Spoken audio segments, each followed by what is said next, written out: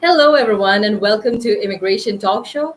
I'm your host, Napasa, and I'll be with you in this session for about an hour. So, thank you so much, everyone, for joining us. We are streaming live right now on YouTube and also on LinkedIn, Facebook, and on X. But you can also check us out on Instagram. So, connect with us and share this with all your friends and folks out there who can join us and benefit from this discussion that's lined up. But before we head on with the topic of discussion and we have our guest for today, I have this important disclaimer, and that is by watching our videos, you agree and understand that the information provided by our experts and attorneys, including comments and replies from users, is not legal advice. Use of information is at your own risk.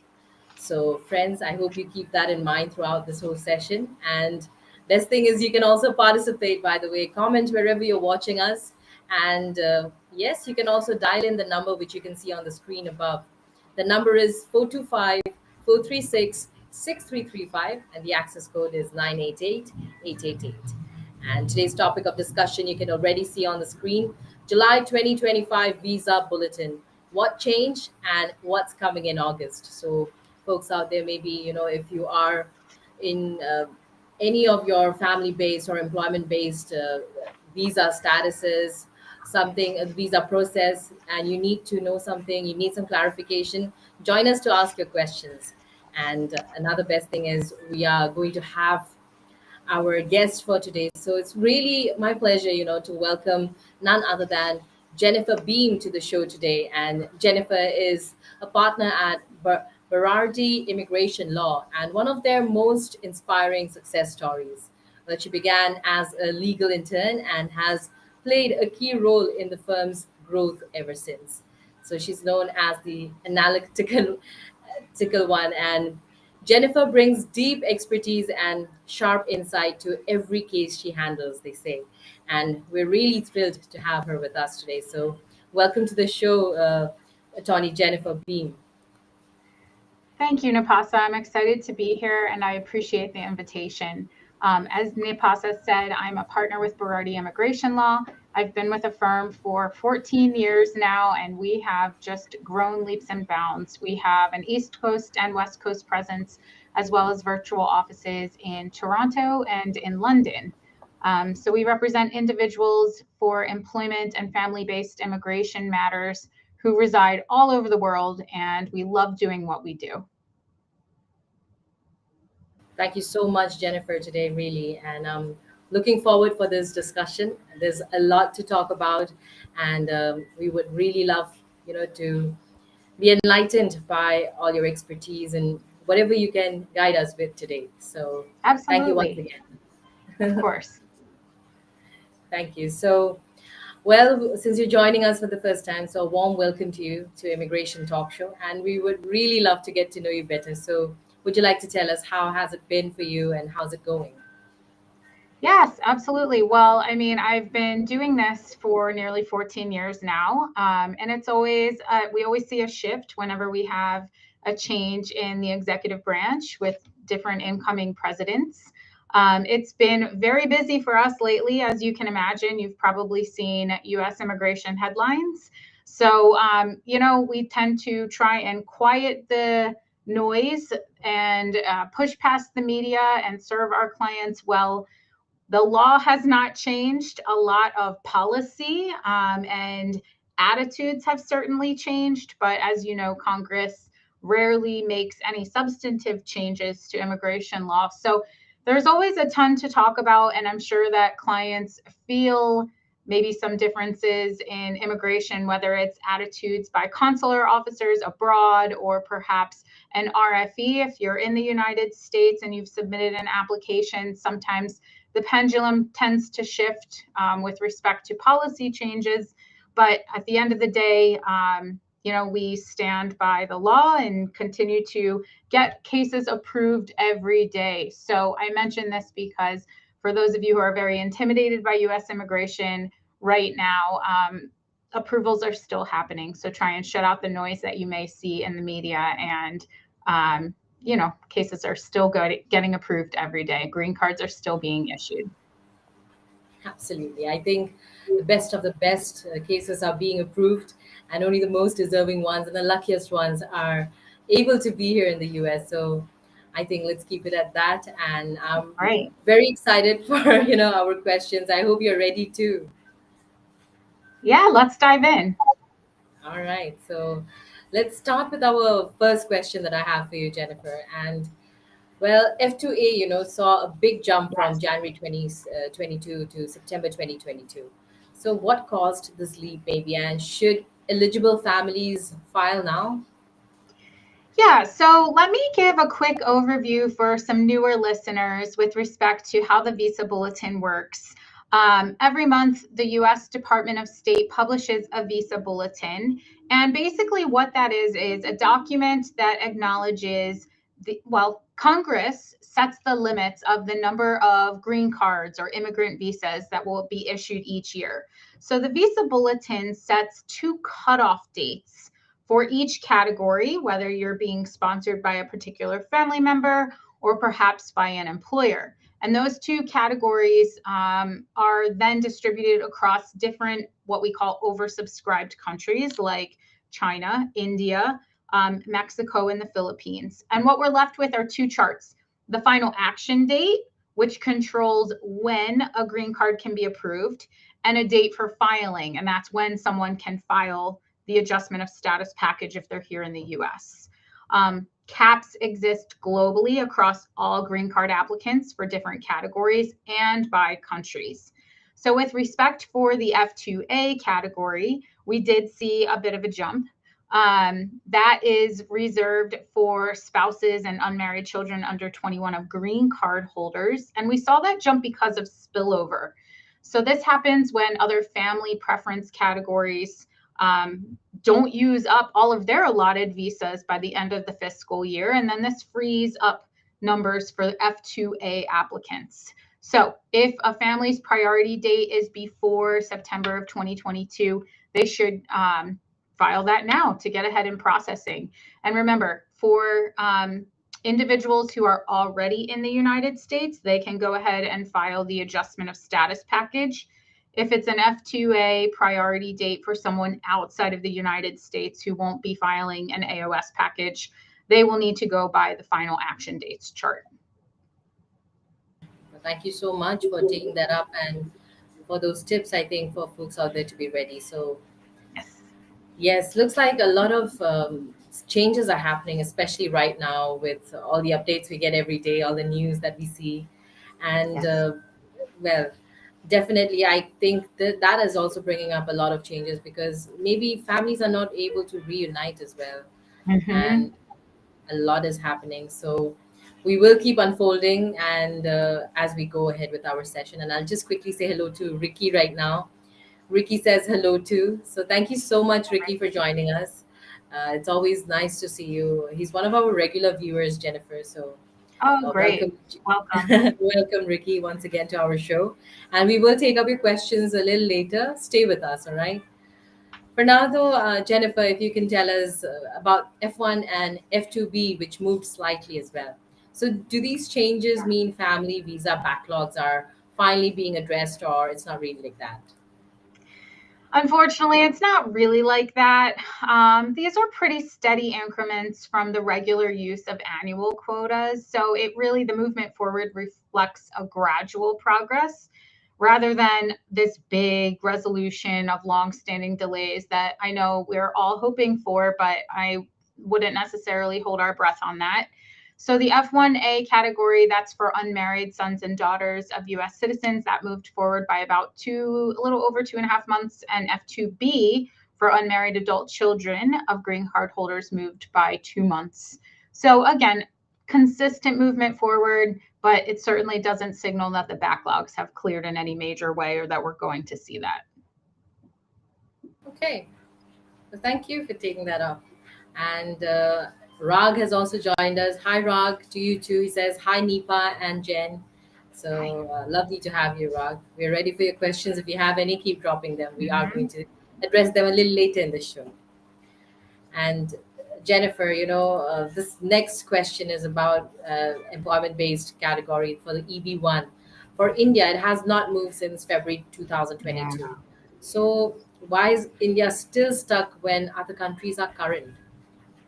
So we've seen this big growing demand for EB1 in India, which continues to exceed its allocation. There is a 7% per country cap, and that limits the visas for each country. So what happens is we have this blocked movement, and compare that to countries with lower EB1 demand. They can continue to move to current status when their backlog is cleared. But unfortunately, we see this growing demand, and that's now resulting in more or less a freeze for that cutoff date. Right. So, what do you suggest? I mean, folks in India who want to be in the EB1 category or are applying for this visa, what should they do right now? Yeah, well, it's stuck because, or it stinks because we have this very restrictive immigration system. I would never discourage anyone from putting together a good EB1 package.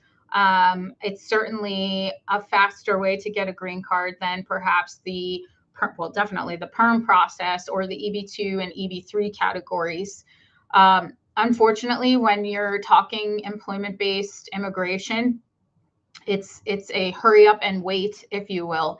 Everyone's eager to get their application packages in, their priority dates established. And if you are an individual who is of EB1 caliber, I still recommend the EB1 path for Indian nationals because it's going to be the faster way. But unfortunately, beyond that, there isn't any possibility of working around the Visa Bulletin. Okay.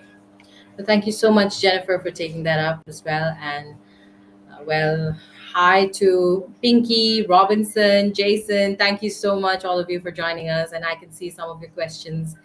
I'll just say stick with us because we're going to address them a little later in the show, just about a little later after the break as well. Maybe we will take up a couple of them.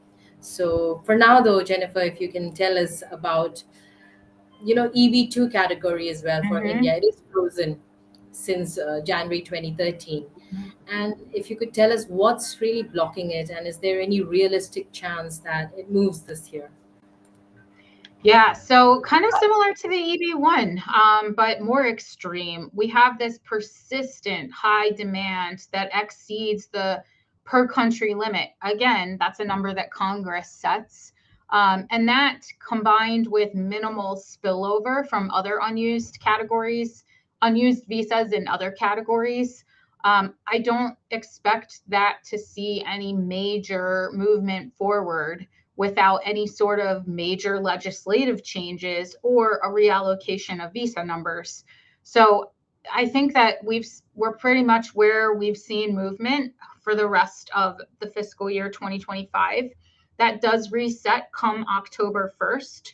So, mid-September, early to mid-September, we'll see what sort of movement we have going forward. But India's EB2 and EB3 tracks, there's just so many individuals who have applied for that category. And again, because of the way that Congress limits the number of green cards each year, and they are also capping it by countries of demand, there's such a high demand from Indian nationals for green card numbers in the United States. And what we're left with is this Visa Bulletin and these major, major unfortunate backlogs.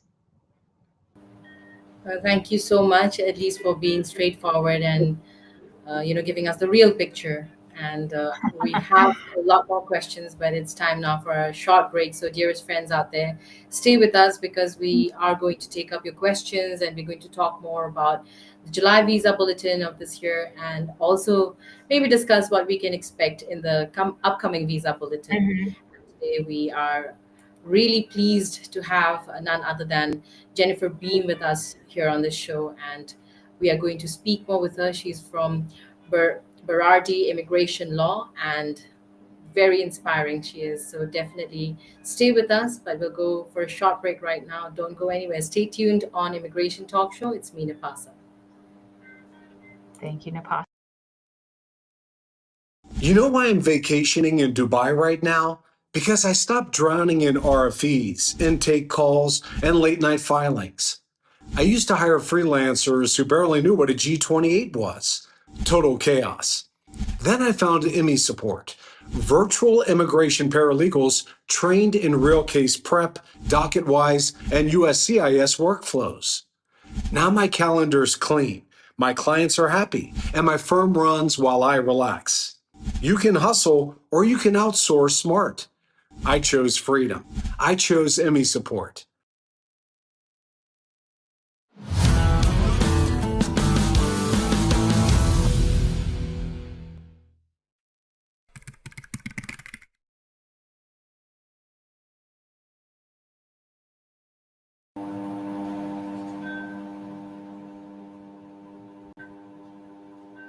Welcome back, everyone, on Immigration Talk Show. I'm your host, Napasa, and today we are discussing on July 2025 Visa Bulletin, what changed and what's coming up in August. So it's been a very wonderful discussion so far with none other than our guest of today, Jennifer Behm from Berardi Immigration Law, and she's one of their most inspiring success stories and definitely began her legal intern and played a key role in the firm's growth ever since. So you should definitely check her out and join us to ask your questions if you have any questions, if you are navigating the family or the employment based categories from any country and you have questions. Definitely this is where you should be to ask your questions. So join us. And yes, Jennifer, I hope you're having a good time answering and taking up our questions. Absolutely. I'm very happy to be here today with you, Napasa. Thank you so much. Really, it's an honor. So, well, I'll go right back to our questions then. And you were saying we were talking about the employment-based category. So, Mhm. India moved just 1 week in the EB3 category, and it has, and is that even helpful or just symbolic at this point?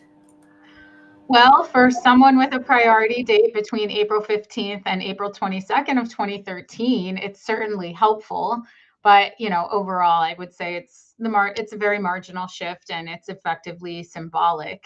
A very limited number of people with exactly that priority date and between that window will feel reprieve. But, on a greater scale, it offers almost no practical relief for those further back in the queue. Very little movement forward. And again, it's because EB3 India has such high demand versus, especially when you compare it to some of the other countries that are on the Visa Bulletin or all other countries. So pretty much symbolic. Thank you so much, Jennifer, for taking this up. Well, what can I say? At least, you're being straightforward and you're not making our hopes too high up, I guess. So, Yeah, thank you unfortunately. for that. Well, let's take up some of our Get questions excited from the about viewers. sorry, Nafasa. I was going to say it's tough to get excited about movement for India when it comes to the Visa Bulletin. And I'm sure that many of your listeners feel that pain every month. Every month we're keeping our fingers crossed, hoping to see greater movement forward. But in reality, unfortunately, Department of State's hands are more or less tied by those congressional officers who set those numbers and usage and how the bulletin works. So we're left with a very frustrating system for understandable reasons. For sure, for sure. I really wish that, it would not be maybe country wise, but maybe Mhm. how proportionate or how much population each country has. Maybe that way, maybe some backlogs could be adjusted. But these are just Yeah, discussions for us. It's not really working that way. you're So, right. but yeah, let's take up some of our questions from our viewers. Let's not keep them waiting too long. So, Great. Ricky, you're the first person who asked us your question. So, let's take up this first one. Can you give some idea on the typical processing time that you are seeing for standard NIW-based I-140 petition? Also, can premium processing increase chances of RFE for pending NIW I-140 petitions? Yes, absolutely. So the first part of that question, for regular processing, we've seen a pretty consistent, it sort of varies, 8 to 11 months on regular processing for our NIW cases. And then with respect to, does premium processing increase the likelihood of an RFE? USCIS's official answer is going to be no. But in practice, we do see a correlation between RFEs on cases that are premium processed versus cases that are filed via regular processing. That's not to say that a case filed by regular processing isn't going to get an RFE. There's been a huge shift in adjudication trends for NIW petitions in general. Particularly, I mean, it really started even a bit prior to the Trump administration coming into play earlier this year. But if you think about it, when you are filing a case by premium processing and you're submitting a case that has tons of documentation and lots of complex supporting evidence, sometimes USCIS adjudicators will feel squeezed to make a decision in that 45 business day window. And so the easier thing to do is for them to issue a request for evidence and punt it back to the applicant and perhaps their attorney. That's also not to say that RFEs are not able to be overcome. We certainly get an occasional RFE. We try to draft our cases. Nobody wants an RFE, but occasionally they do happen, and they can still be overcome with appropriate evidence. And go through that RFE very carefully, because sometimes USCIS is entirely wrong on their interpretation of the petition or whatever's been drafted and put in front of them. They make mistakes as well. So yes, that is my short answer to it. Well, thank you so much. And you're right. We hear a lot of people doing premium processing. They get the instant thing they get is an RFE. So Yeah. not many are ready to take that risk. And plus, it's a lot of money, for premium processing. I agree, Napasa. And what I tell my clients is, look, if you have time on your side, then perhaps be patient, file by regular processing. Sometimes time is not on a client's side, and for whatever reason, they need that I-140 approval secured sooner rather than later. But I don't feel this way about every visa category. We file tons of non-immigrant visas by premium processing, and we see no correlation to RFEs. But it is one that we've seen just from a practice standpoint. The statistics do appear to feel they are higher for an RFE on NIWs and EB1s as well. Part of the game. Well, there we go. And now we have Robinson with this question. There's a lot of talk online about retrogression and advancement, but honestly, what do those terms really mean for someone like me waiting for a green card? Sure. So when we talk about the Visa Bulletin retrogressing or advancing, we are really referring to someone's priority date. So when you say that you're someone waiting for a green card, I would assume that we're starting with someone who has an established priority date.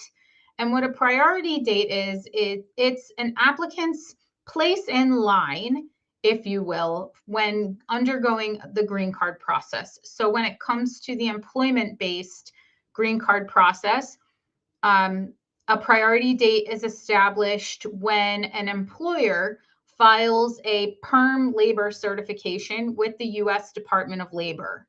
Now, remember, you need a certified perm before you can file an I-140 petition with USCIS. So the priority date for perm-based green card applicants is when the perm is filed. Perms are taking almost nearly 15 months right now for certification. So your priority date may be more or less set, and then it is memorialized in an I-140 approval after the perm is certified and the employer has filed a petition with USCIS. Now, some of you who can work outside of that perm system, whether that's through the EB1 category, the priority date for an EB1 is established when the petition is filed with USCIS, again, an I-140 petition. And some of you are able to work outside of the employment-based green card if you are eligible for sponsorship by a family member. Now, sponsorship by family members, unless it's an immediate relative, there's always quotas and backlogs. If you're marrying a US citizen, or you are sponsoring you are being sponsored by a child who's a US citizen, a child over 21, there are never quotas for those categories.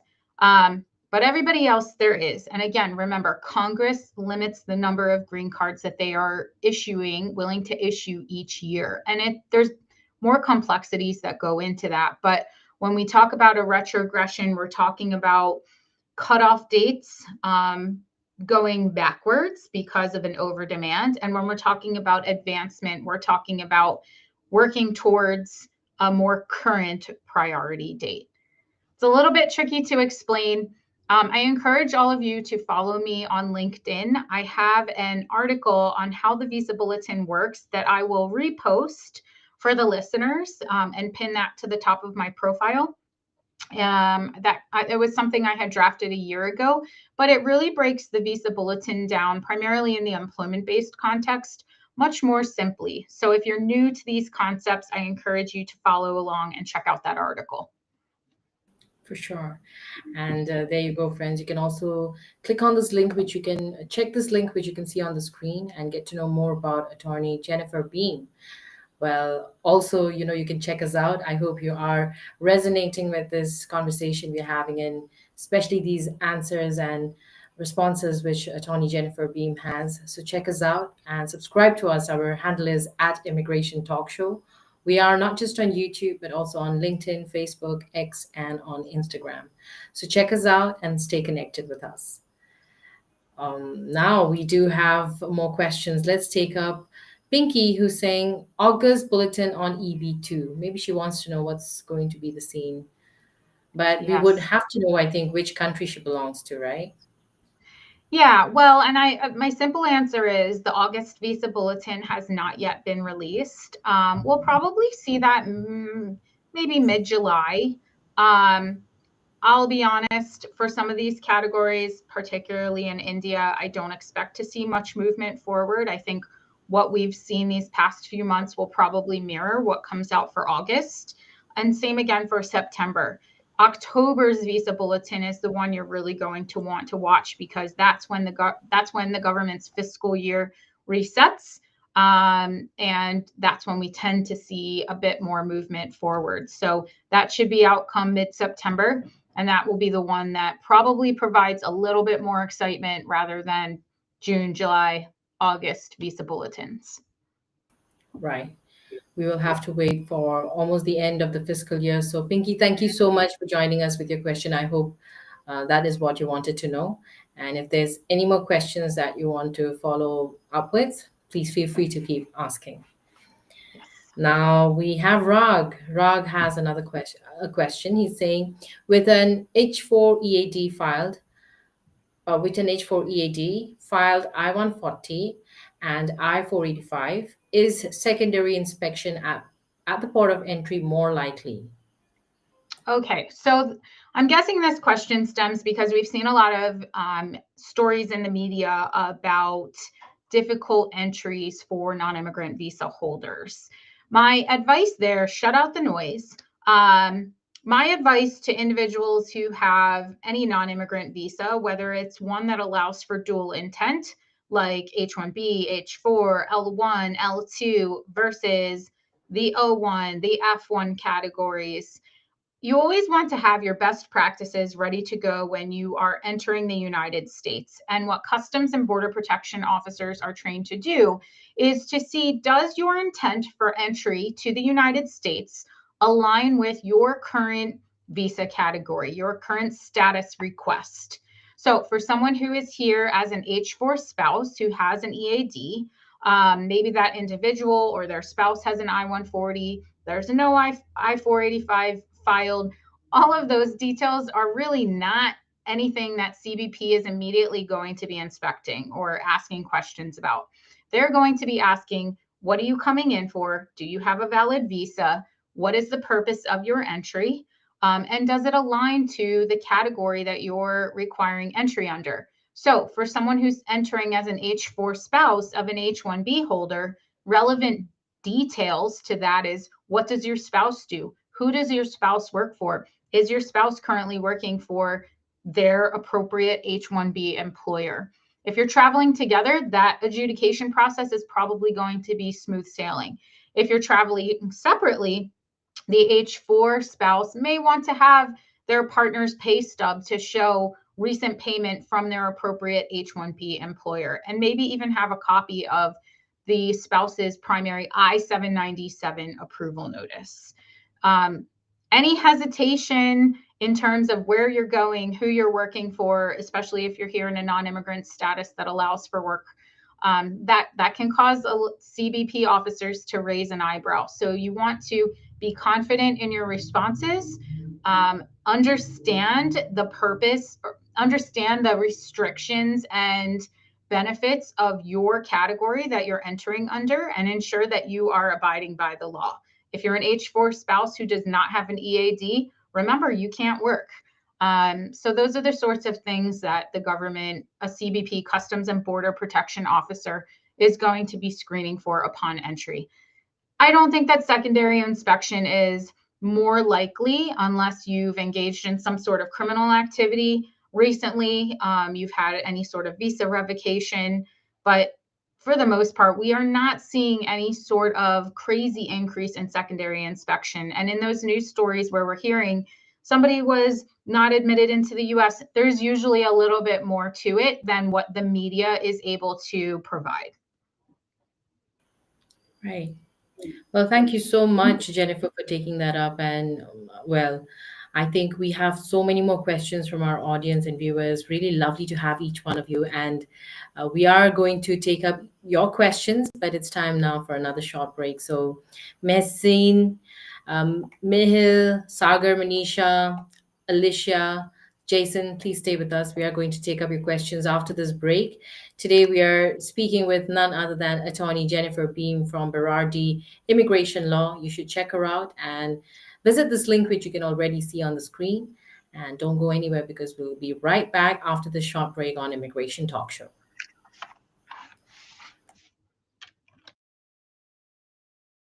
You know why I'm vacationing in Dubai right now? Because I stopped drowning in RFEs, intake calls, and late night filings. I used to hire freelancers who barely knew what a G28 was. Total chaos. Then I found IMMI Support, virtual immigration paralegals trained in real case prep, docket-wise, and USCIS workflows. Now my calendar's clean, my clients are happy, and my firm runs while I relax. You can hustle.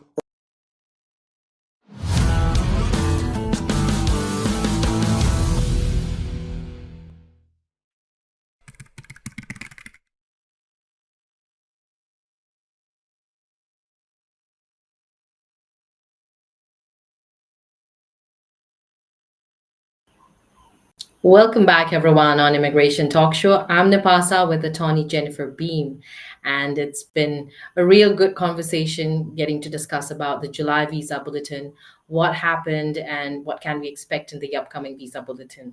So also, it's been really nice to have such participative and engaging audience with all your questions, very interesting ones, I should say, and happy to answer, I think. Jennifer, I hope you are. Let's take up this. Thank you. Thank you for being such a sport. And now let's take up this next one from Jason. He's asking, is J1 visa back to normal? With respect to, I would assume that question is with respect to the expanded vetting for F1, J1 visas. Earlier I guess it was really in May, the Trump administration was freezing visa appointments for F1, J1, and M1 visas. And what that means is they wanted to roll out deeper vetting for those visa categories. And a lot of this has to do with some of the action that's going on US campuses in the United States, and the Trump administration wanting to ensure that international students and scholars are abiding by the terms of their visa and more or less not engaging in political activism on campuses. Now, aside from some of the constitutional nuances and freedom of speech concerns associated with that goes above and beyond today's conversation today. What happened was the Trump administration froze visa appointments. They have reopened those windows, and they have told consulates and all visa applicants that J1, F1, and M1 visa applicants must make all of their social media profiles public when they apply for a visa at a U.S. embassy or consulate abroad. And that's as part of the DS-160 vetting. So the government will do some deeper screening. With respect to, is it back to normal? I wouldn't necessarily say that we have enough data to see if it's normal. Students can go ahead and proceed to make their appointments, but time has yet to tell if it's going to take longer to actually get the physical J1 visa stamp in their passport, or F1 or M1 visa stamp. There are deeper security screenings, and I would suspect that it may take a little bit longer in terms of actual visa processing post-interview. So that is something to plan for in advance if you're applying for a visa in one of those categories. Okay, thank you so much for that update as well. And thank you, Jason, for a very interesting question, and Jennifer for taking that up. So let's take up Sagar Manisha's question. Heard of Dignity Act 2025 is going to pass on 8th of July. Can you explain the pros and cons of EB3 row, rest of the world? Yeah, so let me first clarify that the Dignity Act of 2025 is some bipartisan immigration legislation. That is not yet law. It is nowhere close to becoming law. So really, we're not going to see any immediate change in EB3. And to be quite frank, I don't mean to sound pessimistic, but I've been doing this for a very long time, and it's very, very rare that Congress can actually get its act together to pass any sort of comprehensive immigration reform. I just know some of the highlights for the Dignity Act of 2025, and my understanding is that they've proposed a 10-year cutoff, like as a max period of wait time for receiving a green card. What that will actually look like in practice and whether that will really go through has yet to be seen. It takes a lot for Congress to pass and implement a law, but it is something we will watch in the coming months, if not years. But as of now, the takeaway, we're not going to see any sort of immediate change with respect to backlogs and how the current Visa Bulletin works. Thank you for taking that up, and please do not forget to subscribe to our channel, folks out there watching us, and especially folks who are getting their answers, from this conversation and this episode. I really hope that, you have already subscribed, and even if not, subscribe now and hit that bell icon so that you're always notified whenever we have discussions like these and have special guests like Jennifer join us today. So thank you so much, Jennifer, for, patiently taking up each of our questions. Of course. And well, we have Mihil who's asking, hello, any predictions for EB3PH, I think Philippines, this coming August? Will it move forward or retrogress? For EB3PH, I'm guessing for India. I'm sorry, Napasa, what did you say you thought that PH meant? Philippines? I'm not very sure. Oh, Philippines. Yeah, perhaps. I don't have the Visa Bulletin in front of me to look at the overall trends, but I'm happy to get back to you for that specifically. You're welcome to email me. My email is on our website, and I will take a closer look at that for Philippines and take a closer look at some of the trends over time. Thank you. Thank you, Jennifer. And Mihil, do check out attorney Jennifer Behm in this link, which you can see on the screen as well. And I hope you get your answer. But keep asking your questions if you have any other. Now we have Mehseen. Is there any update about the Dignity Act, which is being discussed in the Congress? Yeah, it's still in a very, very preliminary phase. It is, like I said, they've received endorsements from bipartisan groups back when it was introduced in May of 2023. And provisions for that act are expected to be reintroduced in Congress. So perhaps we will see that next month.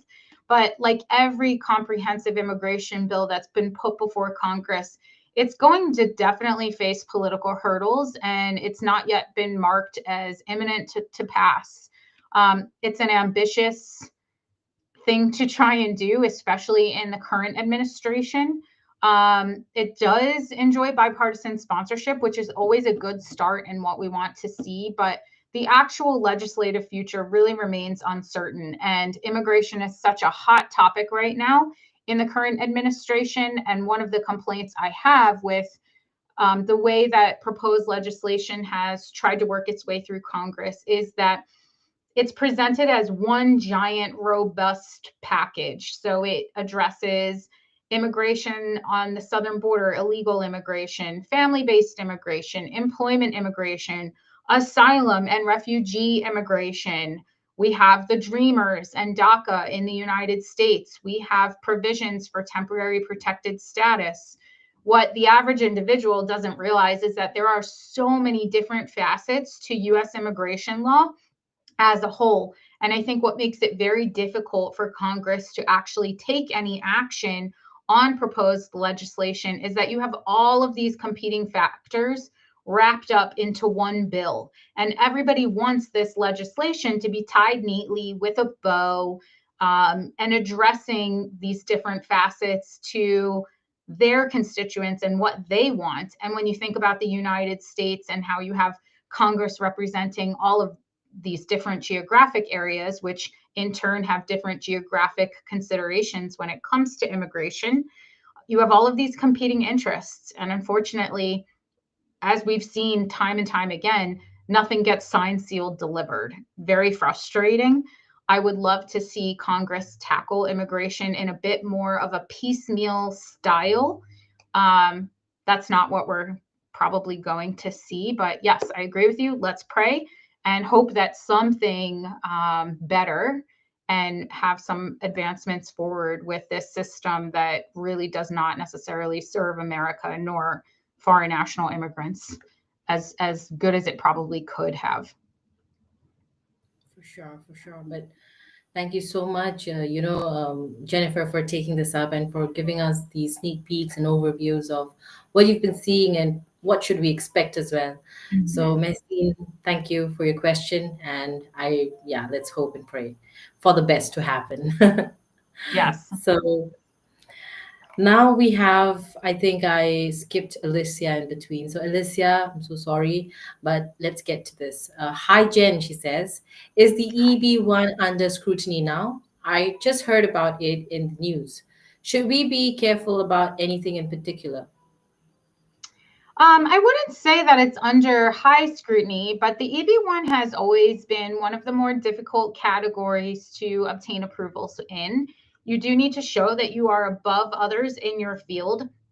The government has a list of criteria, and the average the average candidate does need to show that they have satisfied at least three of those categories or three of those criteria to qualify for an EB1.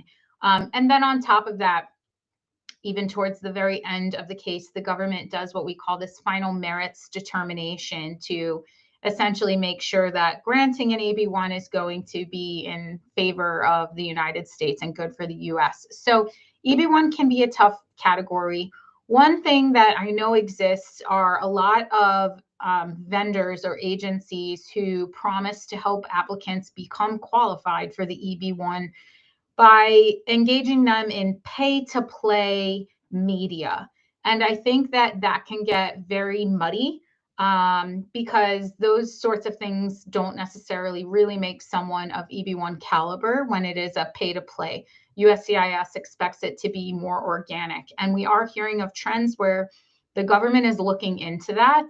And if you're found to have kind of worked the system to get media that isn't as organic, if you will, that can come with some serious consequences of trying to misrepresent yourself to the government, which can lead to complex immigration determinations. So that's the one piece of advice, I would be very careful engaging in any of that for a strategy to make yourself EB1 caliber, if you will, and maybe speak with an immigration attorney first to understand really what's the best way to go about qualifying for an EB1. Right, and maybe thank you so much, Jennifer, for taking that up. And I was just going to say that why not look for other options as well? And it's always best, to speak with an immigration attorney, and maybe you even fit into other visa categories. Why not Absolutely. consult with them and check? Maybe you have other options to even explore, right, Yeah. Jennifer? That's right. And if you are an Indian national and subject to a very lengthy backlog, remember your priority isn't necessarily, I need to get EB1 if you don't yet have a priority date. Your priority should be establishing a priority date, whether that's through the PERM process, which believe me, I know it certainly has its negatives and complaints. You're tied to an employer, you're stuck by an employer's process. Or maybe perhaps look into eligibility for a national interest waiver. It's not that those cases are any easier, if you will, from an EB1 when compared to the EB1 track, but they can involve a very different narrative that may be a bit more favorable to the applicant's reality and where they're at in their career. You can establish an EB2 and EB3 priority date and later carry that priority date over to an EB1 petition. So my advice to my clients, focus less on EB1, it has to be EB1, it's all or nothing, and focus more on get your priority date established, and then let's regroup on the EB1, especially if you're in the earlier phase of your career. Right. Right. Thank you so much, Jennifer, for taking that up. And I think also, I hope that, Alicia, you got your answer. And folks, do not forget to subscribe to our channel. Our handle is at Immigration Talk Show. And also check us out, not just on YouTube, but also on LinkedIn, Facebook, X, and on Instagram. Stay connected with us. And also do check out attorney Jennifer Behm. You can visit this link on the screen, and feel free to keep commenting with your questions if you have, and we will address them in the show. Also, you can call us on the number which you can see on the screen above. The number is 425-436-6335, and the access code, when they ask for it, you dial it 988-888. For now, though, another short break, and you folks don't go anywhere. We'll be right back here on Immigration Talk Show. I'm Napasa with attorney Jennifer Behm.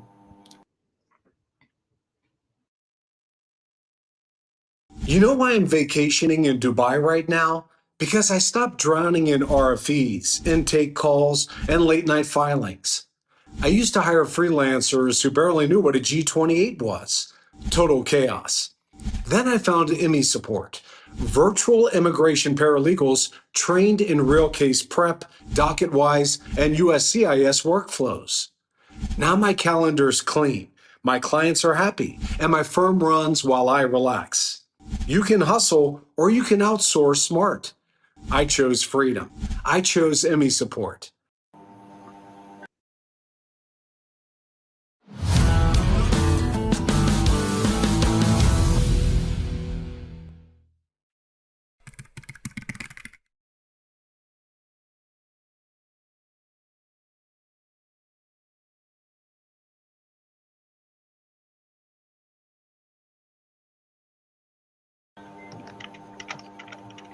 Welcome back, everyone, on Immigration Talk Show. I'm your host, Napasa, and today we're speaking about the July Visa Bulletin, what changes we saw, and what can we expect for the upcoming Visa Bulletin, that is the August 2025 Visa Bulletin.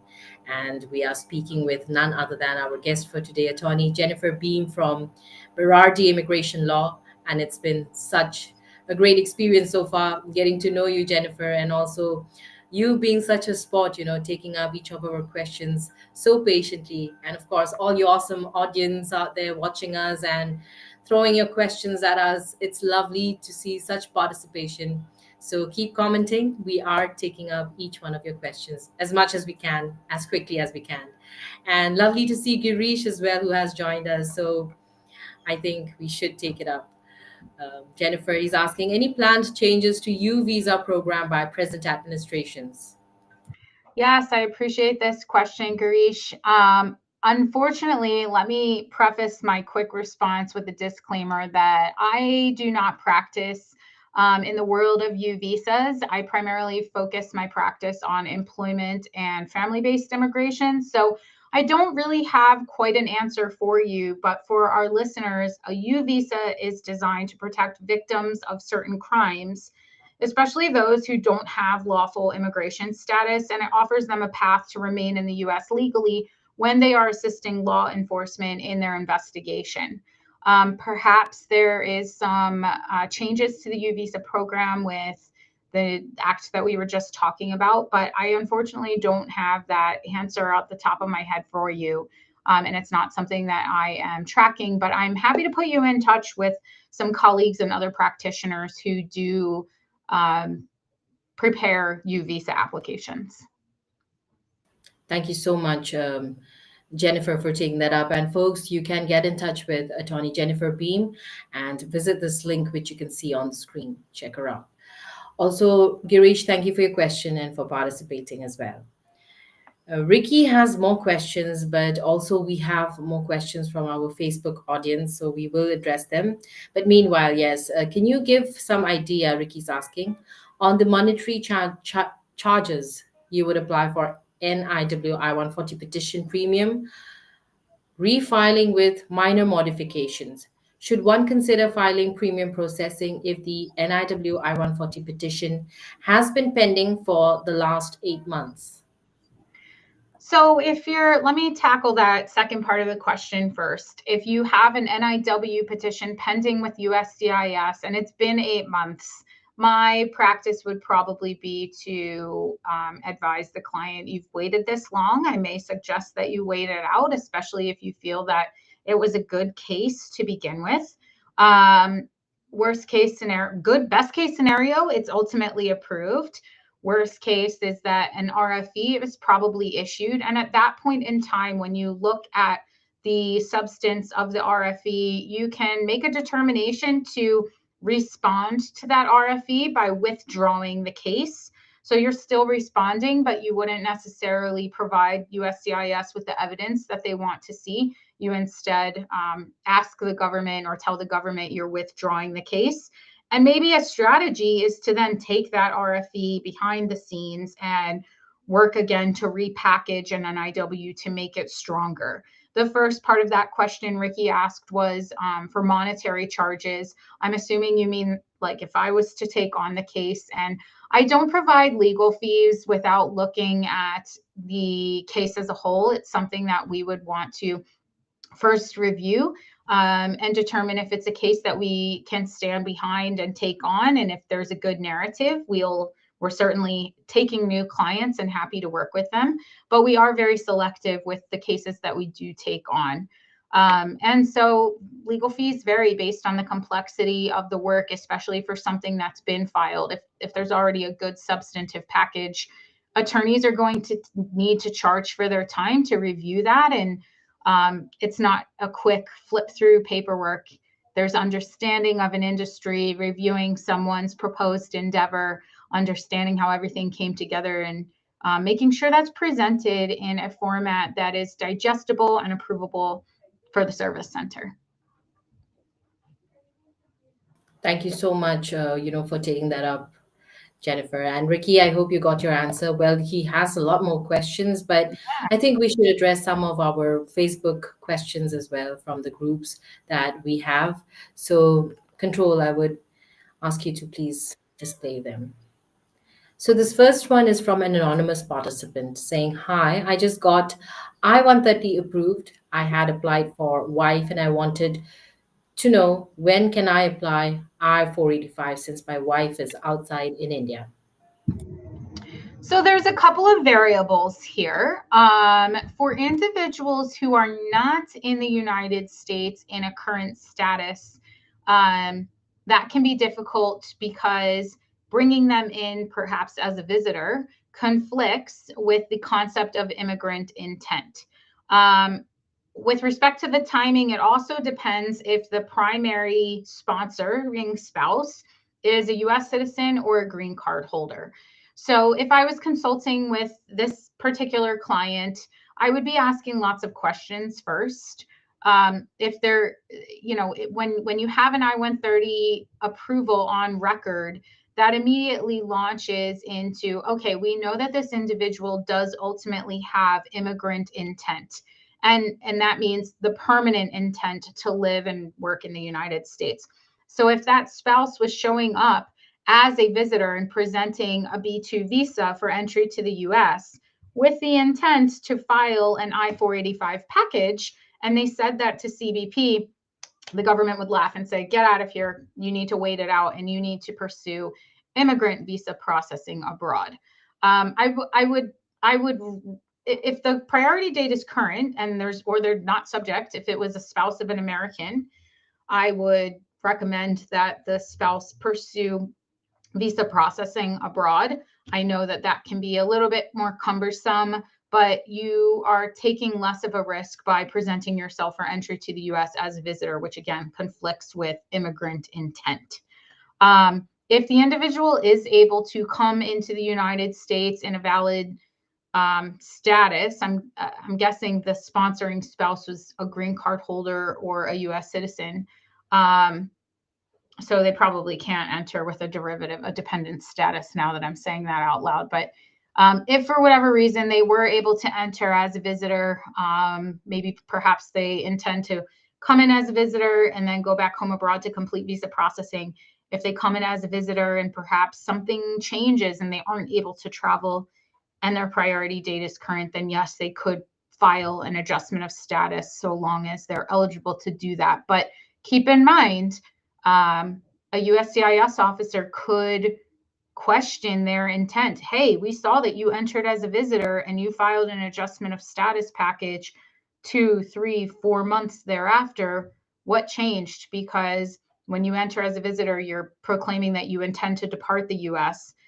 Did you obtain an immigration benefit, that is, entry to the United States, while misrepresenting yourself to a border officer at the time of your entry? So you got to be really careful there. And again, this is not legal advice. It's kind of just setting the groundwork for how the government officers are looking at individuals when they come in. Remember, does someone's proclaimed intent as a visitor, is the purpose of their entry aligned with the nuances of that category? Right. Thank you so much, Jennifer, for taking that up and, for explaining, for giving us such a detailed explanation as well. This next one is asking from an anonymous member again, do I need medical exam for O1 visa consular interview? So typically, no. Most non-immigrant visa appointments do not involve a medical exam, but there is an exception to that. The Foreign Affairs Manual, which is the guidance for Department of State officers, that is consular and embassy officials, there is guidance in the FAM that says if an individual has had a DUI, I want to say it's within the last 10 years, and a DUI would be our equivalent is like driving under the influence of alcohol or drugs. If someone has an arrest or any sort of hiccup with the law that implies they may have had an issue with alcohol addiction, the interviewing consular officer can recommend that they attend a medical exam prior to approving a visa. And that's to ensure that they don't have any alcohol or addiction issues that might be a danger to American society if they were admitted to the US. But the short answer is there's rarely medical exams involved for any non-immigrant visa. The medical exam is a requirement for all green card applicants, whether you're filing from within the US by adjustment of status, or you're completing the process abroad through consular processing at a US embassy to get that final immigrant visa interview inserted into your passport. Okay. All right. Thank you so much for taking that up as well, Jennifer. I would just like to know how much more time you have that you can spare with us so that we know how much more questions to take, because there are a lot of questions from what I see from our audiences in different platforms. Another 5-10 minutes, I hope you can be with us. Absolutely. Yes, I'm happy to stay on. Okay, thank you then. Let's go on to take this next one. This is from another anonymous participant After the I-730 interview at the New Delhi USCIS office, the officer didn't say anything about whether our application was approved or not. However, they kept our passport and told us we would get them back in a few weeks. Anyone in the same situation, is it approved or not? I usually tell my applicants most of the time, whether they're applying for a non-immigrant or immigrant visa, when the government keeps your passport rather than sending you home that same day with your passport, when they keep your passport, that's generally a good sign. Now, there's always exceptions to that rule, if you will. I would recommend, if it's been a few weeks and you haven't received any update, I would recommend contacting the service center directly, or I can't remember where we said this was. I think it was New Delhi. I don't feel like you should have had some sort of update by now, unless your application has been put into administrative processing. But it may be time to follow up with some sort of government officer to do that. And the way to do that really varies based on the agency. I don't know about New Delhi off the top of my head and how you would contact them outside of your scheduling portal. But start with that. That's a good one. Thank you so much, Attorney Jennifer.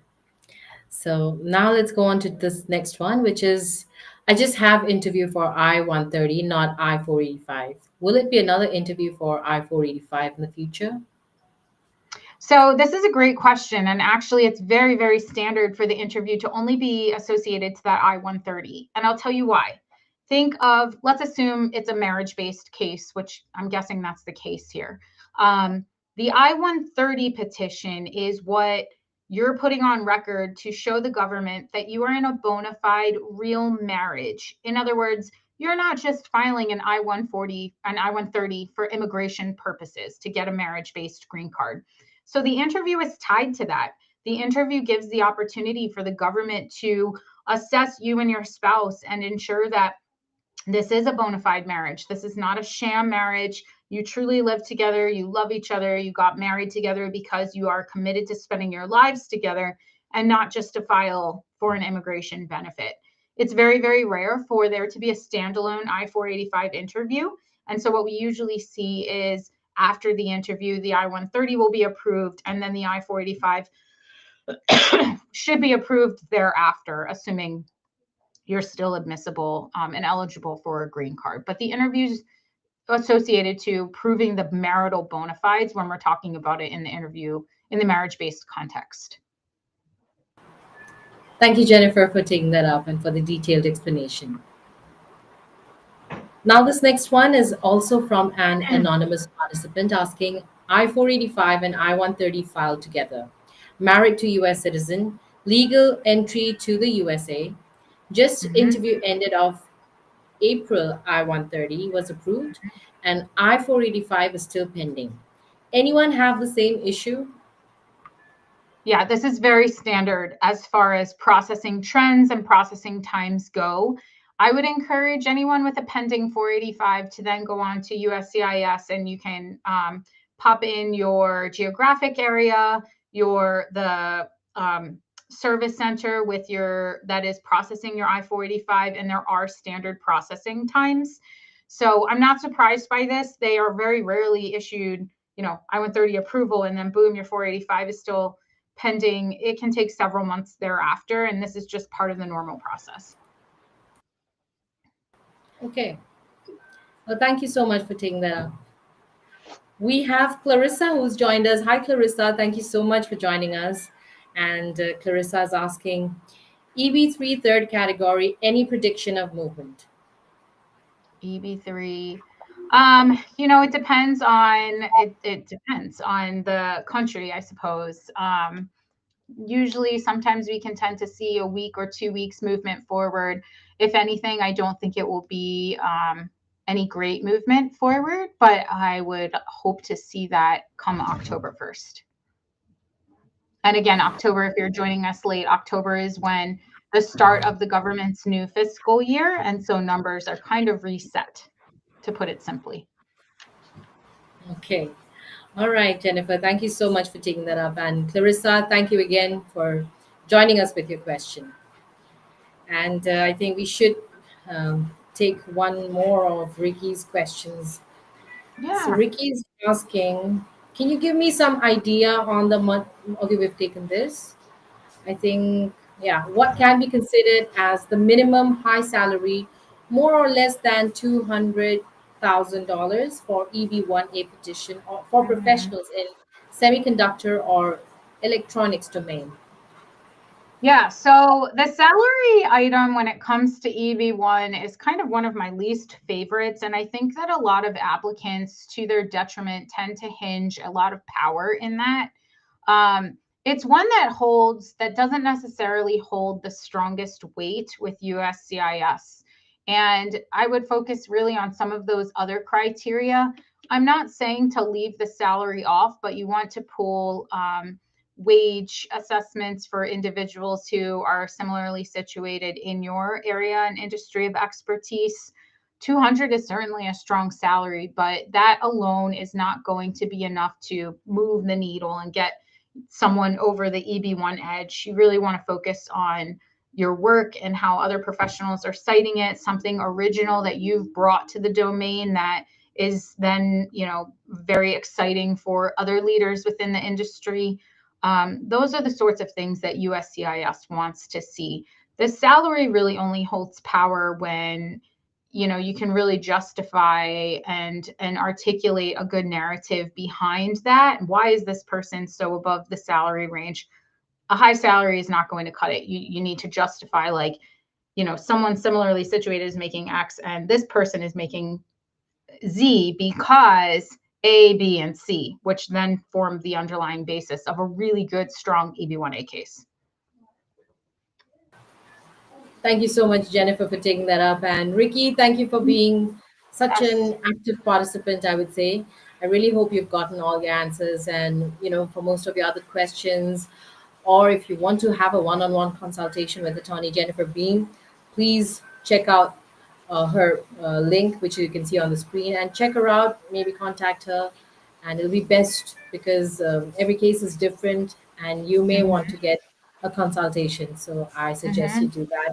But thank you so much, everyone, for joining us. It's really lovely to have so many of your questions. I wish we could go on, but somehow it's almost time to end and wrap up. So, Jennifer, maybe if you have any end notes that you want to, say to our viewers out there or our participants who had their questions today, it'd be really Yeah, nice. absolutely. I know the US immigration system is incredibly restrictive, but slow and steady wins the race. Sometimes it can take years, if not, or months, if not years, to really build a strong profile for EB1 or the NIW. The NIW is in the EB2 track, but it does present some benefits to the alternative perm process, which ties you to a US employer. But again, the takeaway should be, if you don't yet have an established priority date, whether that's through the perm or the EB2 NIW, your priority should be to get a priority date established and then perhaps continue to build your profile and tackle the EB1 criteria. I am taking on new clients. We're happy to have consultations with any listeners. So feel free to email me directly or message me through LinkedIn, and we'll get you squared away. If not with me, I have an awesome team behind me. We have a great team of attorneys who are just fantastic practitioners, and we love what we do. We love helping our clients achieve that American dream. And so please don't hesitate to reach out. Nipasa, thank you so much for having me today. I really enjoyed our chat and time together. I'm honored to be on your show, so thank you. Jennifer. Thank you so much, Jennifer, as well. It's been really lovely having you, and I'm really looking forward to having you back again already. So I hope we can have you soon on our show. But Sure, Girish joined us with another question. If you can spare 2 more minutes, maybe. I don't want to leave no him problem. disappointed. Yeah. So Girish is saying prior 4 to 5 months of visa overstay and unauthorized work, return to home country, then Mhm. applying new H-1B or L-1 visa. How USCIS looks on them, or they can be addressed through DS-160 for cons interview. Yeah, that's a tricky one. And I'll be honest. So when it comes to the petition, it may not be an issue at the USCIS stage, particularly if you're already abroad and the I-129 petition is marked for consular processing. What I will say for the L1 is that you do need to have a 1-year period of full-time employment abroad. So I'm not sure how long you were in the United States prior to that. They look at the window for L1 qualifying employment within the 3 years immediately preceding your application date, something to keep in mind. With respect to the overstay and unauthorized work, that does need to be noted on your DS-160. And in today's adjudication environment, I think that the odds are probably stacked a little bit against you. I'm going to be a straight shooter. The government is not tolerating much of anyone's overstay or unauthorized work. And it is a lot easier for a consular officer to deny a case for these issues than approve them. They have a lot of discretion. And while 4 to 5 months of an overstay doesn't necessarily make you flat out inadmissible or subject to a bar in that respect, a 3 or 10-year bar, it does not necessarily mean you're not going to overcome the presumption of abiding by the terms of your status for which you're requesting admission. And from a consular officer's perspective, they may see an applicant and say, look, this person did not abide by the terms of their initial visa. They worked in the US without authorization when they should have departed, or they should have filed for a change of status. They did not play by the rules. We're not letting them in. So I think that someone in that situation may have a bit of an uphill battle, and having an approved case with USCIS does not guarantee visa issuance and subsequent admission to the United States. It's a multi-step process. So if you have a visa and you're in the United States, make sure you're staying aligned with the terms of your category.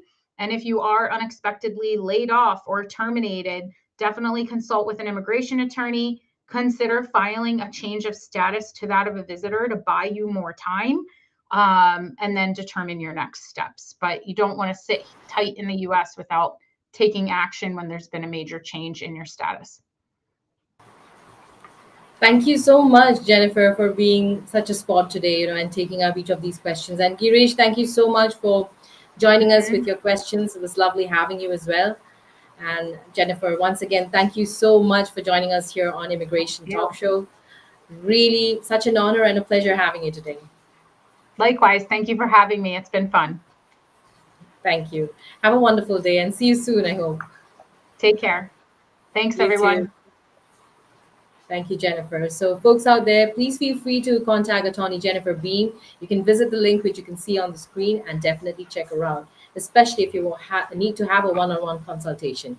And thank you, each one of you, for joining us here today. It was lovely having your questions, your participation, all your love and support. Is also incomplete if you do not subscribe to our channel. So check us out. We are at Immigration Talk Show on YouTube, but also check us out. We are on LinkedIn, Facebook, X, and on Instagram. So stay connected with us and ring that bell icon on YouTube so that whenever we have discussions, you don't miss them. And also, please like and share our content with your friends and folks out there who can benefit most from all these information and conversations we have. So once again, thank you, everyone. And bye for now, though. Stay tuned on Immigration Talk Show because there's a lot more coming. And this is Nipasa saying bye just for now here on Immigration Talk Show.